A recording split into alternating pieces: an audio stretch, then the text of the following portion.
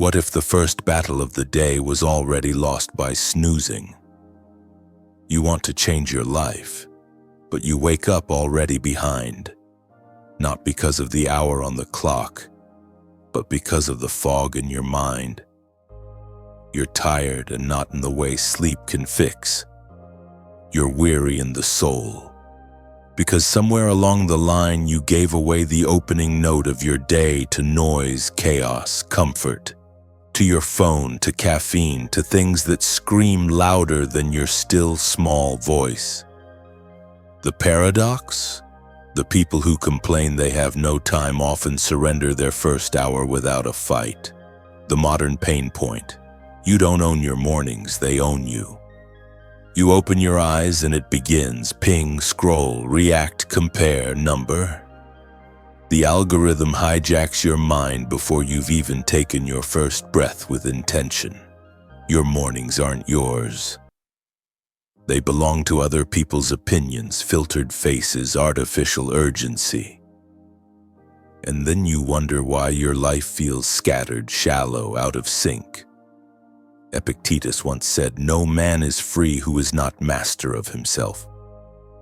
But how can you master yourself if you don't even master your morning? What if you took it back? What if tomorrow you rose not in panic but in power? Not for work or your boss or your inbox, but for you? What if the first 60 minutes of your day were sacred, non-negotiable, a temple where your future self is forged in silence, sweat, solitude, and stillness? What if you realized that your morning routine is not just a routine, it's a rebellion? The Morning Rebellion, 15 acts of defiance against mediocrity. Here's how modern warriors of the soul arm themselves before battle. 1.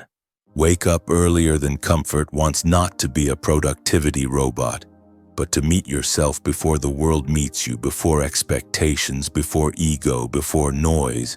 Silence is rare. Earn it. 2. Drink water before caffeine. Hydration is fuel for clarity. Don't trade your natural alertness for a jittery crutch. First water, then war. 3. Avoid the phone like it's poison. Because it is. To your attention, your calm, your mind. Leave the scroll for later. Reclaim the silence of early hours. 4. Make your bed. A small act. A giant message. I am in control. 5. Move your body. Whether it's 5 push-ups or a full workout, motion shifts emotion. Stillness is sacred, but not before movement wakes you up. 6. Cold showers. Yes, they suck, but that's the point. Discomfort is training. You're not here to be cozy, you're here to be resilient. 7. Journal your thoughts. Not everything you think deserves a reaction, but it all deserves observation. Get it out. Make space inside. 8. Set 3 non-negotiable goals. Not 10. 3 clear, actionable, anchored in purpose. Win your morning, win the war. 9. Feed your mind. First podcast. Page. Philosophy. Elevate before you evaporate in distractions. Consume what makes you become. 10. Visualize victory. Athletes do it. Warriors do it. Stoics did it. See the day before you live it.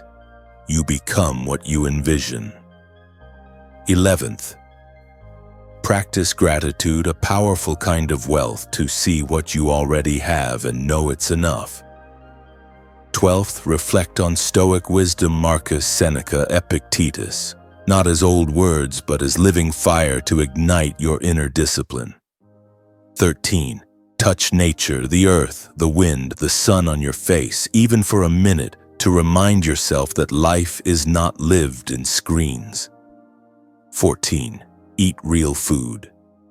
Your brain is a high-performance machine. Don't fuel it with sugar and lies. Breakfast isn't just a meal, it's a message to your biology. 15. Repeat your personal affirmation.